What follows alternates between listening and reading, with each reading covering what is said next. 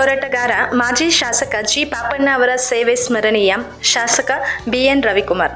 ಶಿಡ್ಲಘಟ್ಟ ತಾಲೂಕಿನ ಮಳ್ಳೂರು ಗ್ರಾಮದಲ್ಲಿ ಸ್ವಾತಂತ್ರ್ಯ ಹೋರಾಟಗಾರ ಹಾಗೂ ಮಾಜಿ ಶಾಸಕ ಕಾಮ್ರೇಡ್ ಜಿ ಪಾಪಣ್ಣ ಅವರ ಸ್ಮರಣಾರ್ಥವಾಗಿ ನಿರ್ಮಿಸಲಾದ ಸ್ಮಾರಕ ಭವನ ಮತ್ತು ಶಿಲಾಮೂರ್ತಿಯನ್ನು ಭಾನುವಾರ ಅದ್ದೂರಿಯಾಗಿ ಅನಾವರಣಗೊಳಿಸಲಾಯಿತು. ಕಾರ್ಯಕ್ರಮದಲ್ಲಿ ಭಾಗವಹಿಸಿ ಮಾತನಾಡಿದ ಶಾಸಕ ಬಿಎನ್ ರವಿಕುಮಾರ್, ಸ್ವಾತಂತ್ರ್ಯ ಹೋರಾಟಗಾರ ಜಿ ಪಾಪಣ್ಣ ಅವರ ಸೇವೆ, ತ್ಯಾಗ ಮತ್ತು ಹೋರಾಟಗಳು ಇಂದಿನ ಪೀಳಿಗೆಗೆ ಮಾದರಿಯಾಗಿದ್ದು, ಅವರ ಆದರ್ಶಗಳನ್ನು ಯುವಕರು ಅನುಸರಿಸಬೇಕು ಎಂದು ಹೇಳಿದರು. ಮುಖ್ಯ ಅತಿಥಿಯಾಗಿ ಭಾಗವಹಿಸಿದ್ದ ನಿವೃತ್ತ ನ್ಯಾಯಮೂರ್ತಿ ಗೋಪಾಲಗೌಡ ಮಾತನಾಡಿ, ರೈತರ ಜಮೀನುಗಳನ್ನು ಬಹುರಾಷ್ಟ್ರೀಯ ಕಂಪನಿಗಳಿಗೆ ಒದಗಿಸುವ ರಿಯಲ್ ಎಸ್ಟೇಟ್ ಏಜೆಂಟ್ನಂತೆ ಸರ್ಕಾರ ವರ್ತಿಸುತ್ತಿದೆ ಎಂದು ಟೀಕಿಸಿದರು. ರೈತರ ಬದುಕು ಮತ್ತು ಕೃಷಿ ಉಳಿಯಬೇಕಾದರೆ ಭೂಸ್ವಾಧೀನ ನೀತಿಯನ್ನು ಮರುಪರಿಶೀಲಿಸಿ ರೈತರಿಗೆ ನ್ಯಾಯ ಒದಗಿಸಬೇಕು ಎಂದು ಆಗ್ರಹಿಸಿದರು. ಕೆಂಪು ವಂದನೆ. ಕಾಮ್ರೇಡ್ ಜಿ ಪಾಪಣ್ಣ ಲಾಲ್ ಸಲಾಂ. ಲಾಲ್ ಸಲಾಂ, ಲಾಲ್ ಸಲಾಂ. ಕಾಮ್ರೇಡ್ ಜಿ ಪಾಪಣ್ಣ ಚಿರಾಯುವಾಗಲಿ. ಚಿರಾಯುವಾಗಲಿ, ಚಿರಾಯುವಾಗಲಿ. ಕಾಮ್ರೇಡ್ ಜಿ ಪಾಪಣ್ಣ ಅವರ ಕನಸುಗಳನ್ನು ನನಸು ಮಾಡಲು ನಾವು ಹೋರಾಡುತ್ತೇವೆ, ಹೋರಾಡುತ್ತೇವೆ, ಹೋರಾಡುತ್ತೇವೆ. ಜಿ ಪಾಪಣ್ಣ ಅವರು ನಮಗೆಲ್ಲರೂ ಆದರ್ಶ, ಆದರ್ಶ, ಆದರ್ಶ. ಕಾಮ್ರೇಡ್ ಜಿ ಪಾಪಣ್ಣರವರು ಚಿರಾಯುವಾಗಲಿ, ಚಿರಾಯುವಾಗಲಿ, ಚಿರಾಯುವಾಗಲಿ. Comrade G Papanna red salute, red salute, red salute. G Papanna ಅವರು 1918ರಲ್ಲಿ ಜನಿಸಿ ಮಳ್ಳೂರು ಸರ್ಕಾರಿ ಶಾಲೆ ಹಾಗೂ ಮೇಲೂರು ಮಾಧ್ಯಮಿಕ ಶಾಲೆಯಲ್ಲಿ ವಿದ್ಯಾಭ್ಯಾಸ ಮಾಡಿ ಇಂಟರ್ಮೀಡಿಯೇಟ್ ಅವರಿಗೆ ಶಿಕ್ಷಣ ಪಡೆದಿದ್ದರು. ಕೇವಲ 18ನೇ ವಯಸ್ಸಿನಲ್ಲೇ ಸ್ವಾತಂತ್ರ್ಯ ಹೋರಾಟಕ್ಕೆ ಧುಮುಕಿ ಶಿಡ್ಲಘಟ್ಟ ತಾಲೂಕಿನ ಜನರನ್ನು ಒಗ್ಗೂಡಿಸಿ ಬ್ರಿಟಿಷರ ವಿರುದ್ಧ ಹೋರಾಟ ನಡೆಸಿ ಜೈಲು ಶಿಕ್ಷೆಯನ್ನು ಅನುಭವಿಸಿದ್ದರು ಎಂದು ಕಾರ್ಯಕ್ರಮದಲ್ಲಿ ಸ್ಮರಿಸಲಾಯಿತು. 1952ರ ಸಾರ್ವತ್ರಿಕ ಚುನಾವಣೆಯಲ್ಲಿ ಶಿಡ್ಲಘಟ್ಟ, ಚಿಕ್ಕಬಳ್ಳಾಪುರ ಹಾಗೂ ಗೌರಿಬಿದನೂರು ಒಳಗೊಂಡ ಮೈಸೂರು ವಿಧಾನಸಭಾ ಕ್ಷೇತ್ರದಿಂದ ಶಾಸಕರಾಗಿ ಆಯ್ಕೆಯಾದ ಜಿ ಪಾಪಣ್ಣ ಅವರು ರಸ್ತೆ, ಚರಂಡಿ, ಆಸ್ಪತ್ರೆ, ಶಾಲೆಗಳ ಅಭಿವೃದ್ಧಿಗೆ ಶ್ರಮಿಸಿದ್ದು, ಹಾಲು ಉತ್ಪಾದಕರ ಸಹಕಾರ ಸಂಘ, ಗ್ರಾಮಾಭಿವೃದ್ಧಿ ಸಹಕಾರ ಸಂಘ, ಬ್ಯಾಂಕ್, ಶಾಲಾ ಕಾಲೇಜುಗಳಿಗೆ ಉಚಿತ ಭೂಮಿ ಸೇರಿದಂತೆ ಅನೇಕ ಜನಪರ ಯೋಜನೆಗಳನ್ನು ಜಾರಿಗೊಳಿಸಿ ಜನಸೇವೆಗೆ ತಮ್ಮ ಜೀವನವನ್ನೇ ಸಮರ್ಪಿಸಿದ್ದರು ಎಂದು ಗಣ್ಯರು ಪ್ರಶಂಸಿಸಿದರು. ಸ್ವಾತಂತ್ರ್ಯ ಹೋರಾಟ, ಸಾಮಾಜಿಕ ಚಳವಳಿಗಳು ಹಾಗೂ ಸ್ವಾರ್ಥ ಸೇವೆಯನ್ನು ಗೌರವಿಸುವ ಉದ್ದೇಶದಿಂದ ಮಳ್ಳೂರು ಗ್ರಾಮದಲ್ಲಿ ಸ್ಮಾರಕ ಭವನ ಮತ್ತು ಶಿಲಾಮೂರ್ತಿಯನ್ನು ನಿರ್ಮಿಸಲಾಗಿದ್ದು, ಕಾರ್ಯಕ್ರಮದಲ್ಲಿ ಹಲವು ಗಣ್ಯರು ಜಿ ಪಾಪಣ್ಣ ಅವರ ಜೀವನ, ಹೋರಾಟ ಮತ್ತು ಸಮಾಜಮುಖಿ ಕಾರ್ಯಗಳನ್ನು ಸ್ಮರಿಸಿದರು. ಈ ಕಾರ್ಯಕ್ರಮದಲ್ಲಿ ಕೆಎಚ್ ಮುನಿಯಪ್ಪ, ಬಿವಿ ರಾಜೀವಗೌಡ, ಪುಟ್ಟು ಆಂಜಿನಪ್ಪ, ಕಮ್ಯುನಿಸ್ಟ್ ಪಕ್ಷದ ಕಾರ್ಯದರ್ಶಿ ನಾಗರಾಜ್, ಗೀತಾ, ವೆಂಕಟೇಶ್ ಎಂ, ಲಕ್ಷ್ಮಯ್ಯ, ಪಿಳ್ಳ ವೆಂಕಟಸ್ವಾಮಿ, ಹರೀಶ್, ಪ್ರಾಂಶುಪಾಲ ಸುರೇಶ್, ನಾರಾಯಣಸ್ವಾಮಿ, ರಾಜಣ್ಣ, ವಿಶ್ವನಾಥ್ ಸೇರಿದಂತೆ ಅನೇಕ ಗಣ್ಯರು ಹಾಗೂ ಗ್ರಾಮಸ್ಥರು ಉಪಸ್ಥಿತರಿದ್ದರು. ಭೂ ಸ್ವಾಧೀನದ ಪ್ರಕ್ರಿಯೆ ಈಗಾಗಲೇ ಪ್ರಾರಂಭ ಆಗಿದೆ. ರೈತನಿಗೆ ನೆಮ್ಮದಿ ಇಲ್ಲ, ರೈತನಿಗೆ ನ್ಯಾಯ ಸಿಕ್ಕಲಿಲ್ಲ. ಕೃಷಿ ಕಾರ್ಮಿಕರು ಕೂಡ ನ್ಯಾಯ ಯಾವಾಗ ರೈತರಿಂದ ಸಿಕ್ಕಲಿಲ್ವೋ, ಕೃಷಿ ಕಾರ್ಮಿಕರು ಕೂಡ ನ್ಯಾಯ ಸಿಕ್ಕಲಿಲ್ಲ, ಸಿಗುವುದೂ ಇಲ್ಲ. ಇದನ್ನು ನಾವು ಬಹಳ ತೀಕ್ಷ್ಣವಾಗಿ ಗಮನಿಸಬೇಕಾಗಿರ್ತಕ್ಕಂತಹ ಸಂದರ್ಭ ಇದೆ ಅಂತ ಹೇಳಿ ನಾನಾದರೂ ಭಾವಿಸಿದ್ದೀನಿ. ಯಾಕಂತ ಹೇಳಿದ್ರೆ ಇವತ್ತಿನ ದಿವಸ ವಿದ್ಯಾಭ್ಯಾಸ ಖಾಸಗೀಕರಣ, ಆಸ್ಪತ್ರೆ ಖಾಸಗೀಕರಣ, ಸರ್ಕಾರಿ ಆಸ್ಪತ್ರೆಗಳು ಇವೆ, ಡಾಕ್ಟರ್ಗಳಿಲ್ಲ. ಸರ್ಕಾರಿ ಆಸ್ಪತ್ರೆಗಳಲ್ಲಿ ಔಷಧಿಗಳಿಲ್ಲ. ಇವತ್ತು ಬರ್ತಕ್ಕಂತಹ ಕಾಯಿಲೆಗಳನ್ನು ನಾವು ಗಮನಿಸಿದಾಗ ನಾವು ತಿನ್ನುವ ಎಲ್ಲ ಪದಾರ್ಥಗಳಲ್ಲಿ ವಿಷ ತುಂಬಿದೆ. ಕಾರಣ ಸ್ಲಮ್ ವಾಟರು, ಸೀವೇಜ್ ವಾಟರಿಂದ ರಾಜಕಾರಣಿಗಳು, ನಮ್ಮ ಆಳ್ತಕ್ಕಂಥವರು ತಪ್ಪು ಮಾಹಿತಿಗಳನ್ನು ನೀಡಿ ರೈತರಿಗೆ ನಾವು ಬಹಳಷ್ಟು ನೀರು ಕೊಟ್ಟು ಸ್ವಸಹಾಯಕರಾಗಿ ಮಾಡಿದ್ದೀವಿ ಅಂತ ಹೇಳಿ ಜಂಬ ಕೊಚ್ಚಿಕೊಳ್ತಿದ್ದಾರೆ. ಅವರು ನಮ್ಮನ್ನ ನಾಶ ಮಾಡ್ತಿದ್ದಾರೆ. ಇದನ್ನ ಬಹಳ ಜವಾಬ್ದಾರಿತವಾಗಿ ನಾನು ಹೇಳ್ತಾ ಇದ್ದೀನಿ. ಕೆರೆಗಳಿಗೆ ನೀರು ತುಂಬಿಸುವುದು, ನಮಗೆ ನೀವು ಅಣೆಕಟ್ಟು ಕಟ್ಟಲಿಲ್ಲ, ಚೆಕ್ ಡ್ಯಾಮ್ಸ್ ಕಟ್ಟಲಿಲ್ಲ. 79 ವರ್ಷ ಸ್ವತಂತ್ರ ಭಾರತ ದೇಶದಲ್ಲಿ ಮಳೆ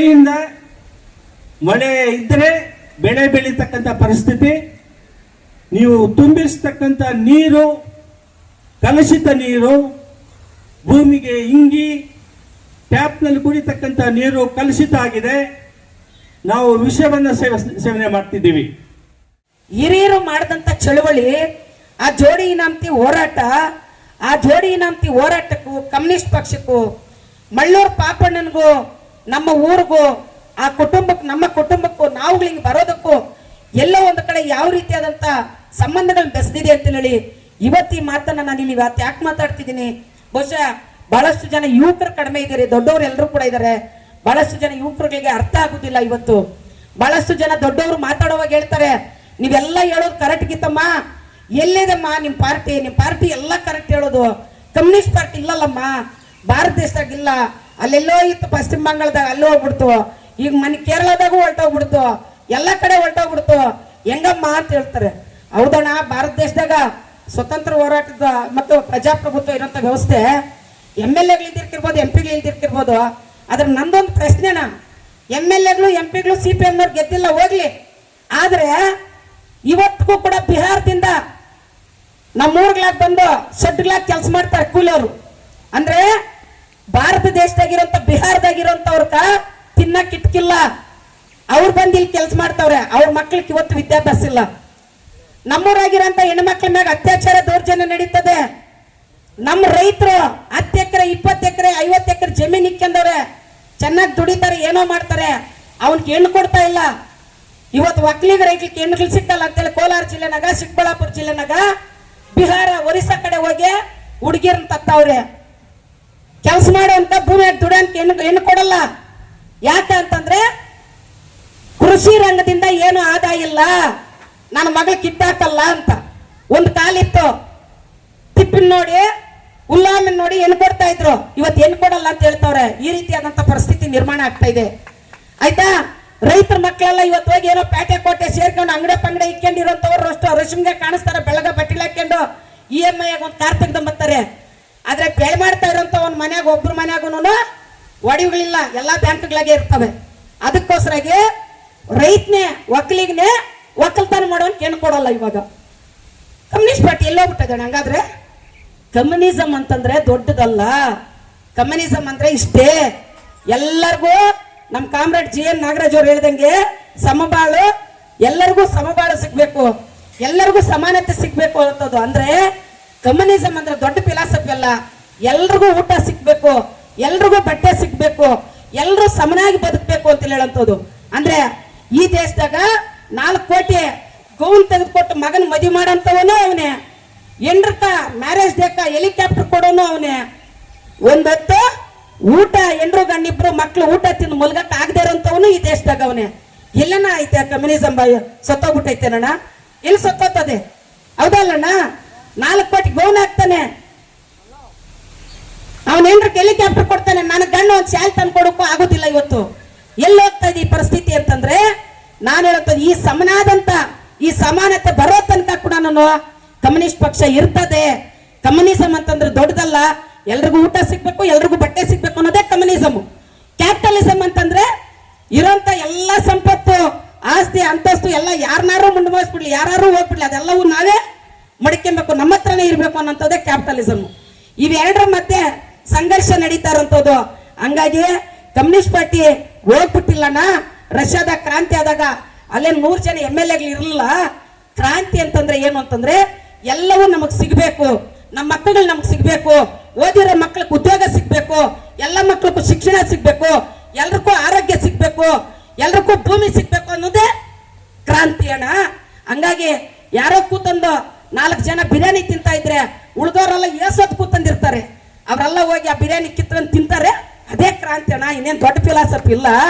ಹಂಗಾಗಿ ಕಮ್ಯುನಿಸ್ಟ್ ಸ್ವಾತಂತ್ರ್ಯ ಪೂರ್ವದಲ್ಲಿ ಹಲವಾರು ವರ್ಷಗಳು ಹೋರಾಟ ಮಾಡಿರ್ತಕ್ಕಂಥ ಮಾನ್ಯ ಜಿ ಪಾಪಣ್ಣನವರು,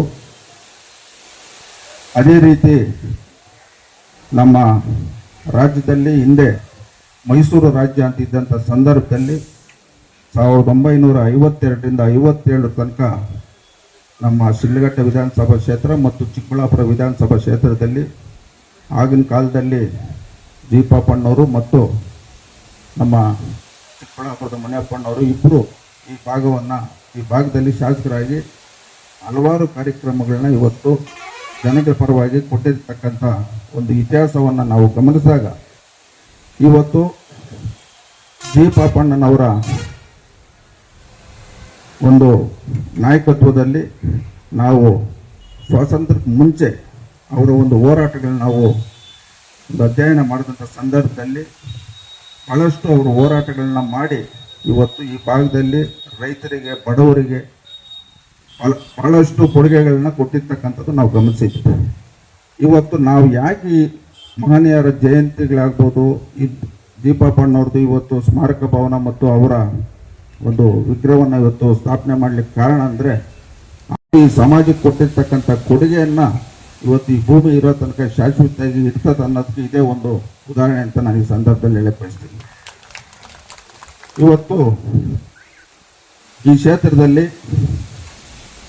1952 ಸಾರ್ವತ್ರಿಕ ಚುನಾವಣೆಯಲ್ಲಿ ಮೊದಲನೇದಾಗಿ ಅವರು ಶಾಸಕರಾಗಿ 1957 ತನಕ ಈ ಕ್ಷೇತ್ರದಲ್ಲಿ ಹಲವಾರು ಕಾರ್ಯಕ್ರಮಗಳು ಜನಗಳ ಪರವಾಗಿ ಕೆಲಸ ಮಾಡಿರೋಂಥದ್ದನ್ನ ನಮ್ಮ ವೆಂಕಟೇಶಣ್ಣವರು ಈ ವೇದಿಕೆಯಲ್ಲಿ ಹೇಳಿದರು.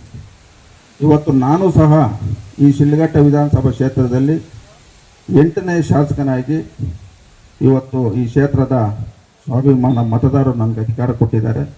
ನಾನು ಈ ಸಂದರ್ಭದಲ್ಲಿ ಅವ್ರನ್ನೆಲ್ಲರೂ ನಾನು ಅವ್ರಿಗೆ ಧನ್ಯವಾದಗಳನ್ನ ಹೇಳ್ತಾ, ಏನಿವತ್ತು ನಾವು ನಮ್ಮ ಒಂದು ಅಧಿಕಾರಾವಧಿಯಲ್ಲಿ ಇವತ್ತು ಈ ಮಹನೀಯರ ಒಂದು ಆದರ್ಶಗಳನ್ನ ಅಳವಡಿಸ್ಕೊಂಡು ಇವತ್ತು ಮುಂದೆ ರಾಜಕಾರಣಿಗಳಿಗೆ ಮುಖ್ಯವಾಗಿರ್ತಕ್ಕಂಥದ್ದು ಅವರ ಒಂದು ಅಧಿಕಾರ ಅವಧಿಯಲ್ಲಿ ಅವ್ರು ಮಾಡಿರ್ತಕ್ಕಂಥ ಕೆಲಸಗಳು ಅದು ಶಾಶ್ವತವಾಗಿ ಉಳಿಬೇಕು ಅನ್ನೋ ಒಂದು ಗಮನದಲ್ಲಿಟ್ಕೊಂಡು ಇವತ್ತು ನಾನು ಈ ಕ್ಷೇತ್ರದಲ್ಲಿ ಪ್ರಾಮಾಣಿಕತೆಯಿಂದ ಎಲ್ಲ ಸಮುದಾಯಗಳನ್ನ ಇವತ್ತು ಗಮನದಲ್ಲಿಟ್ಕೊಂಡು ಇವತ್ತು ನಾವು ಈ ಕ್ಷೇತ್ರದಲ್ಲಿ ಮುಖ್ಯವಾಗಿ ಇವತ್ತು ಶಿಕ್ಷಣ, ಆರೋಗ್ಯ, ಅಭಿವೃದ್ಧಿ ಮತ್ತು ಈ ಕ್ಷೇತ್ರದಲ್ಲಿರ್ತಕ್ಕಂಥ 56,000 ಕುಟುಂಬಗಳು ಇವತ್ತು ನೆಮ್ಮದಿಯಿಂದ ಬದುಕಬೇಕನ್ನೋ ಒಂದು ಸಂಕಲ್ಪವನ್ನು ಮಾಡಿ ನಾವು ಆಡಳಿತವನ್ನು ಮಾಡ್ತಾಯಿದ್ದೀರಿ.